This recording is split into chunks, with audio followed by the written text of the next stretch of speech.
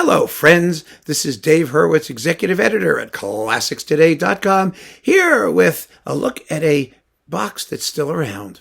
I love doing these boxes that are still around. I always wonder how long they're going to still be around, but it's fun to go through them because it gets us through lots and lots of music rather efficiently. And here it is. It's Deutsche Grammophon's Sibelius edition. Yeah, this was issued for the composer's 150th birthday.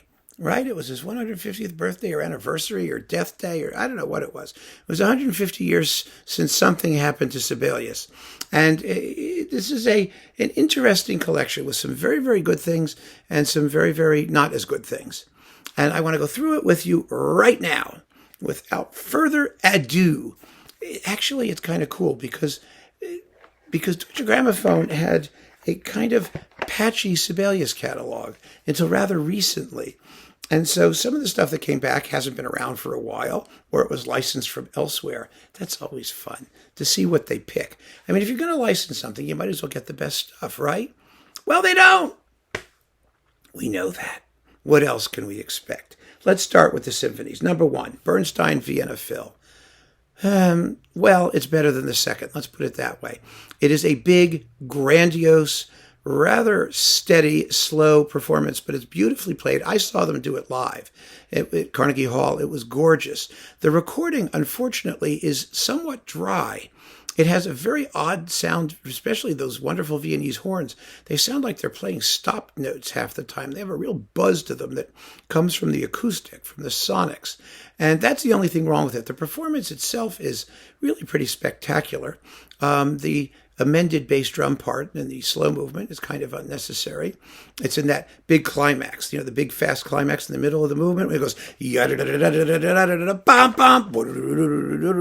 bam bam bam bam. Well, there's a few extra bashes on the bass drum there, but who cares? It's all just so much fun, right? It's a good performance. It really is. I like his earlier one better. I think it sounds better. It's more exciting. It's not late Bernstein. It still has a little bit more of a pulse, but you won't do badly with this one. However, speaking of lacking a pulse, they did Bernstein for the second symphony.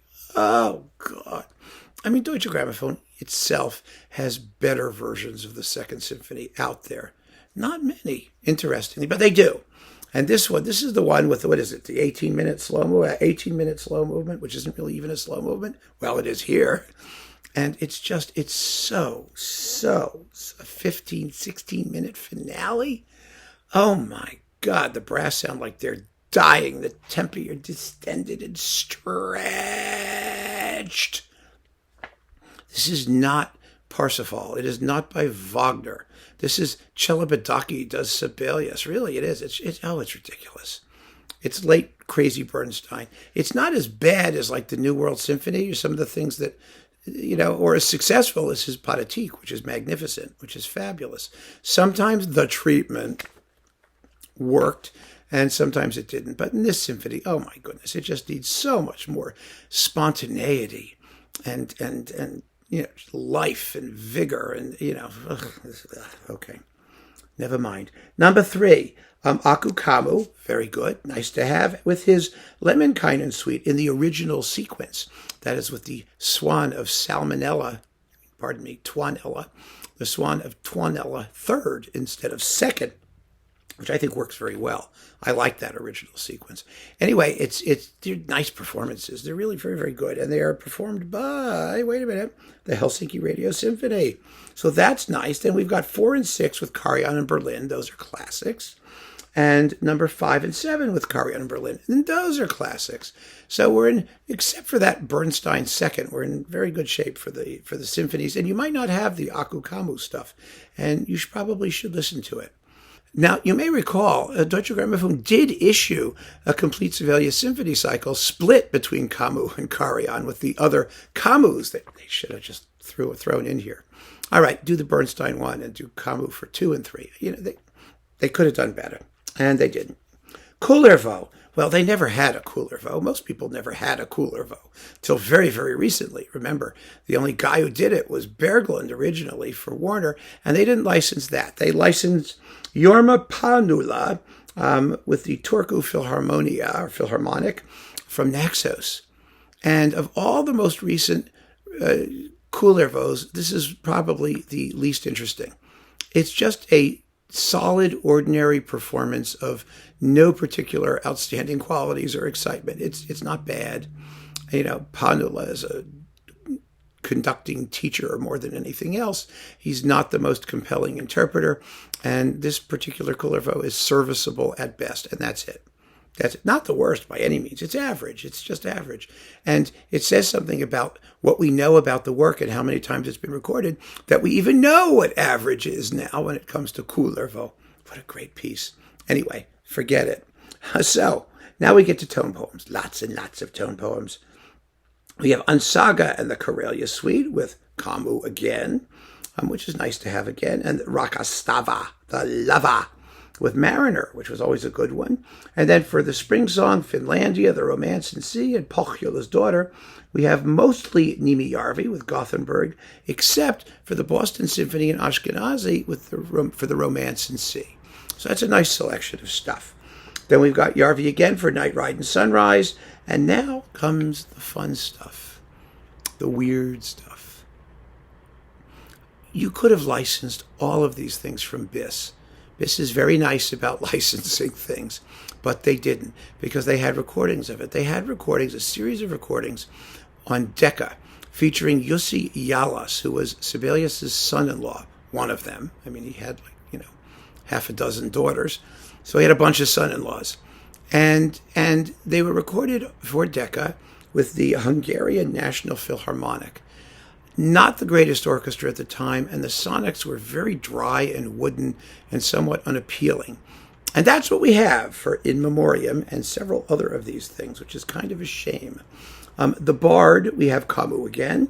For Luanotar, the Oceanides, the Andante Festivo, and Tapiola, we've got Nimi Järvi with Soilia Sikorsky, the wonderful soloist in Luanotar, or Luanotar, however you want to say it, with the Gothenburg Symphony. For the violin concerto, the two serenades, and the humoresque, we have Anna Sophie Mutter with the Staatskapelle Dresden in Previn. Not my fave, but it's nothing wrong with it. It's quite good. And then we've got, let's see, what else have we got here? Oh, dear.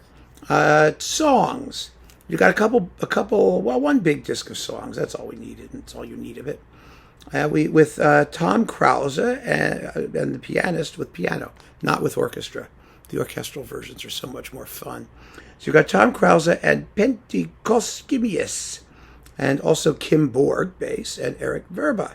The Kim Borg stuff is sort of classic, but they're all very nicely done. So chamber and solo piano music, the string quartet with the Emerson Quartet, which is beautiful. And then his Malinconia for cello with Schiff and Leonskaya, and the Spruce and Winter Scene with Bengt Forsberg piano, just a couple little piano pieces, and the Romance in D-flat with Shura Cherkasky live. I don't know where they had to scrounge around to dig that one up. And now we've got stage works. King Christian II, Nimi Järvi in Gothenburg. It's lovely. Peleus and Melisande. This is an interesting one. L'Orchestre de la Suisse Romande with Horst Stein. That's nice to have back. That really is. For the two Scène Historique and Scaramouche and Swan White, we once again have Jussi Jalas. And it's like, okay. It sounds not in the same class as most of these other performances. It's really that simple. And then for, let's see, what else have we got here? Oh, the Kuolema song, the Kuolema stuff, pardon me. The Valse Triste, the Scene with Cranes, which in Finnish is Korkikko Taus. I don't know, I just had to try that. The Canzonetta and the Valse Romantique with Järvi and Gothenburg. And the Tempest Suites, again, are Jussi Jalas with the Hungarian state folks. And oh, that's such a shame.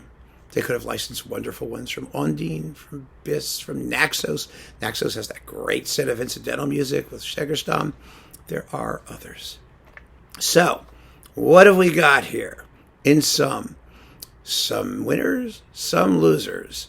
The Second Symphony and all the stuff with Jalas could have been replaced with more interesting things, but of course it didn't cost them anything to have those things there, and they're in the universal catalog anyway. So, all right, it's not a bad set. On the whole, it's pretty good, actually. For the most part, it's pretty good. And even Yalis, I mean, there's nothing unidiomatic about his performances.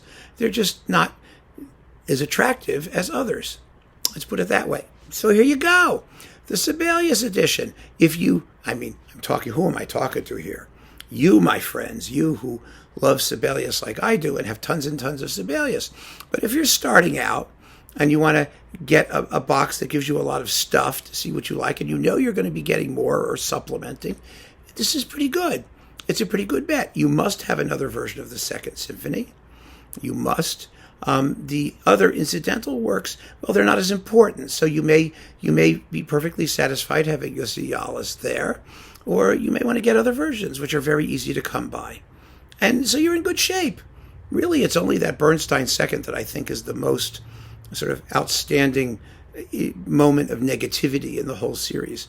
And it's only negative because it's kind of perverse and weird. You may like it. Who knows? Who am I to say? Keep on listening, friends. Thanks for joining me. Take care.